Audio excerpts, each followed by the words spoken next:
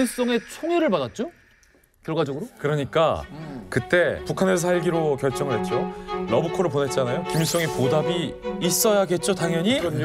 남북 협상 한 달 후에 홍명희가 평양에서 환갑을 맞이했습니다. 그때 김일성이 어떻게 했을까? 자신의 전용차를 쫙 보냅니다. 그래서 홍명희를 집으로 초대해서 뭐 극진하게 환갑상을 쫙 완전 감동이다. 감동이죠. 거기에다가 옷장 한번 열어보시죠. 옷장? 열었는데 열었는데 홍명희의 아, 좀 멋지게 좀 대체 어떤 집에서 산 거예요? 오래된 집.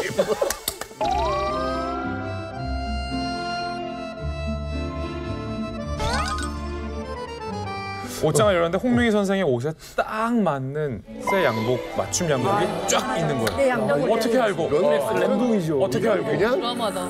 이때 홍명희가 김일성의 환대와 성품에 감격을 했다라는 후문도 전해집니다. 진심으로 나를 위하고 있구나. 그렇지. 2004년도에 그 홍명희 선생의 아들이 홍기문이라고 예, 맞아요. 있죠. 예. 연재 끝까지 못 끝까지 마친 임꺽정의 뒷얘기를 쓴 사람. 쓴 사람. 아들인데 그분의 며느리가 떠 있어요. 예, 예. 네, 며느리가 북한의 대외 선전 매체인 통일신보에 이때 상황들을 나름 좀 더 구체적으로 씁니다. 네, 그러면서 김일성이 자기가 살던 집을 줬더라. 대동강반에 2층짜리 우리가 말하는 독채를 줬더라. 네. 그 집에는 비단 이불이 차곡차곡 쌓여 있더라. 쌀떡을 열어보니까 쌀이 가득가득 있더라. 그리고 진짜 히트는 월북 후에 김일성이가 수상인 북한에서 부수상이 되는 겁니다. 지금 현재 대통령 한국에 비교하면 대통령 다음 자리니까 뭐 총리쯤으로 봐야 되나요? 행정적으로는 김일성 수상, 부수상 홍명희 이렇게 되는 거죠. 자, 근데 이 둘 있어서는 안 될 곳에서 사진 한 장이 찍혔다고 합니다. 이 역사적 충격을 던진 사진 보시죠. 이게 뭔데? 아, 이게 문제야. 이게 뭔데? 이 사진이 진짜 이 문제야. 사진이 도대체 무슨 사진이길래? 자, 김일성과 홍명희가 같이 계단을 오르고 있는 사진이죠. 네. 언뜻 보면 그냥 김일성과 어디 계단 오르나 보다 라는 평범한 사진 같지만 이 사진을 찍은 때와 이 사진이 찍힌 장소를 알면 충격이고 소름에 빠질 겁니다. 어딘데요, 저희가? 이 사진을 찍은 장소는 모스크바입니다. 모스크바에 왜 갔어?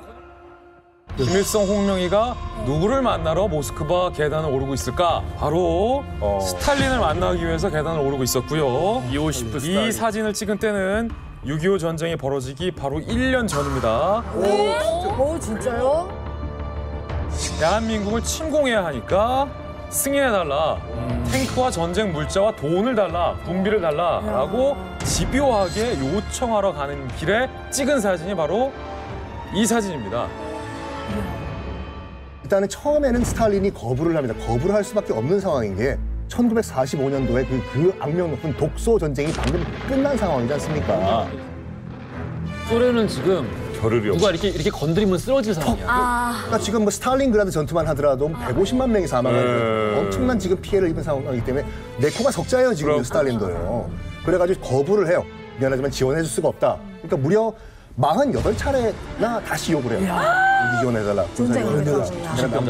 내가 남침을 해야 되는데 군사 지원해달라. 결국엔 마지못해가지고 1950년 1월 30일 남침을 지원해주겠다라는 승낙을 스탈린이 내립니다.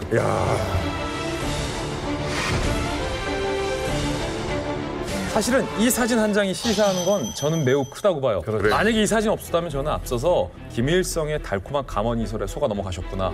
그래, 그때 당시 북한이 조금 더 친일파 청산에 적극적이었고 토지개혁을 했으니까 그럴 수 있겠다라고 싶었지만 진정한 민족주의자고 진정한 사회주의자면 뻔히 1년 뒤에 우리나라를 쳐들어올 것, 동족에 대해서 총구를 겨눌 계획을 홍명희가 그때 당시에 몰랐을 리가 없다라는 거죠. 오른쪽에 딱 서 있는. 아, 이거 우리나라 독립을 해서 어떻게 보면 목숨 바쳐서 독립운동을 하시잖아요. 그러니까. 예, 그거 하셨던 분이 이 전쟁에 찬성을 했다라는 게. 아니 아까 그렇게 두 단체 합해주고 정말 대한민국이 하나만 된다면 애를 썼던 분이 뭐냐면은 이 사람들 인식은 당시에 이제 남조선은 일본 식민지였다. 이제는 미국 식민지가 되는구나.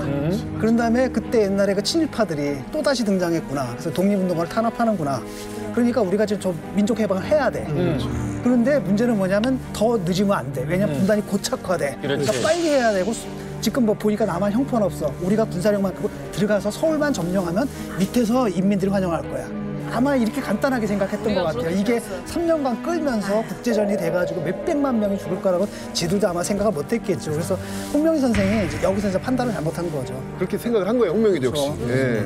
지금 한참 이제 6.25 전쟁이 터진 다음에 인천 상륙작전 성공 이후에 치고 올라가지 않습니까? 그때 이 홍명희도 김일성과 함께 떠나요. 그러면서 김일성이 자기가 갖고 있던 권총을 건네줬다고 하죠. 이거 가지고 당신 목숨을 지키십시오. 그걸 받았어요. 그 받았다는 것은 나도 이 전쟁에 무기를 가지고 참전을 하겠다라는 암묵적인 동의가 될 수가 있는 거예요. 거기서 책임을 면할 수는 없는 거죠, 솔직히. 전쟁 알겠습니다. 때도 홍명희가 6.25 전쟁 때도 김일성이하고 후퇴 때 자강도에 피신했었으니까 북한에서 저희들도 그렇게 배웠습니다. 자강도에 피신했었다 후퇴 때. 그러면서 홍명희 팔을 끼고 그 자강도에서 이렇게 산보를 하면서 남조선 혁명이 돼서 많은 이야기를 했다고 이렇게 배웠다. 자강도 군자리에 최고사령부 작전지휘소가 있었어요. 전쟁 때. 네. 거기에 김일성이 숨어 있었는데 가서 폭탄 피해서 그 최홍래하고 같이 갔던 거죠. 홍명희 선생의 업적은 월북한 시점 이전과 이후로 나뉘고 그에 대한 평가도 사실 엇갈립니다. 홍명희의 말년을 보면 전쟁 끝나고 나서도 말년까지 김일성 편에 서요. 홍명희 선생의 뭐 정신이 어떻게 됐다 뭐 다양한 해설들이 있는데 분명한 건 전쟁 이후 홍명희는 김일성 곁을 지킨다는 거죠.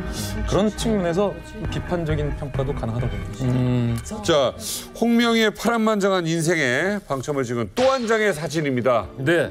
아, 이것도 충격적이에요. 그러니까 이게 우리 처음에 봤던 거.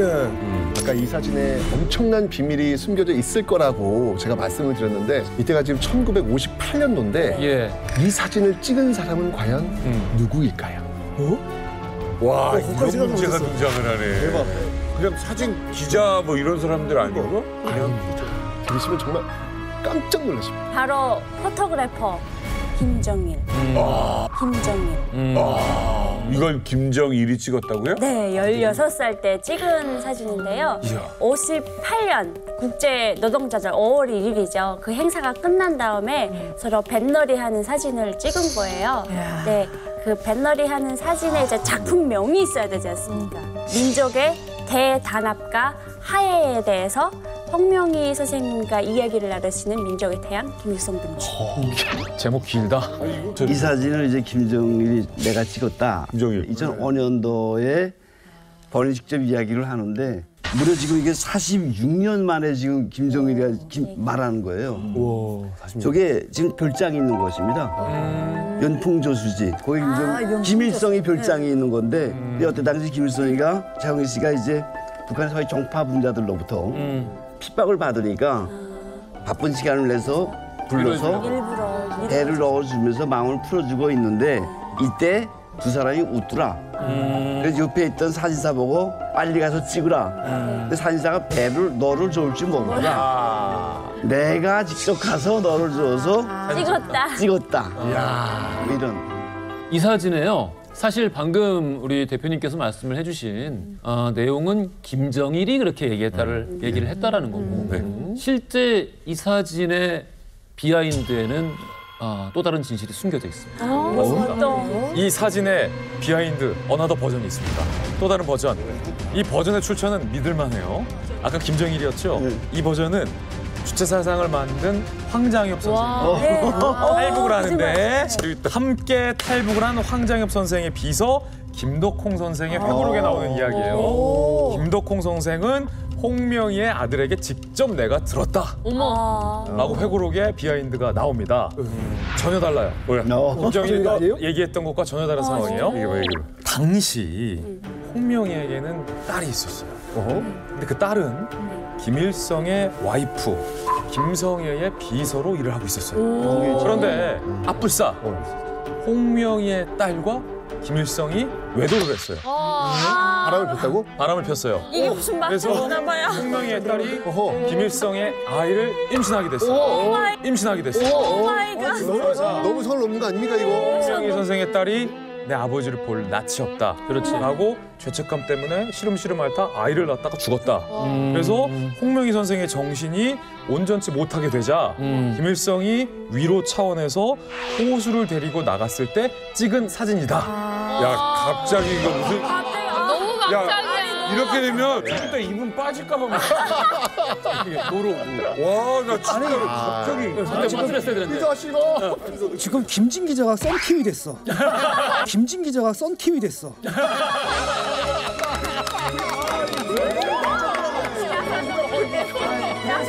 썬킴화. 우리 사전 하나 만들자. 썬킴 라이저.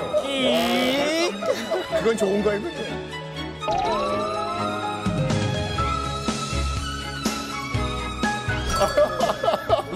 그래서 실제로 홍명의 딸이 김일성의 애인이다. 와. 결국 그러니까 홍명희는 김일성의 장인이다. 장인어른이다. 이런 얘기가 떠돌긴 떠도는데 떠돌긴 떠도는데 사실 확인할 수 없는 얘기고요. 확인할 수 없는 이게 확인되는 건 뭐냐면은 한국 공산주의 운동사라는 책에 이렇게 적혀 있다 합니다.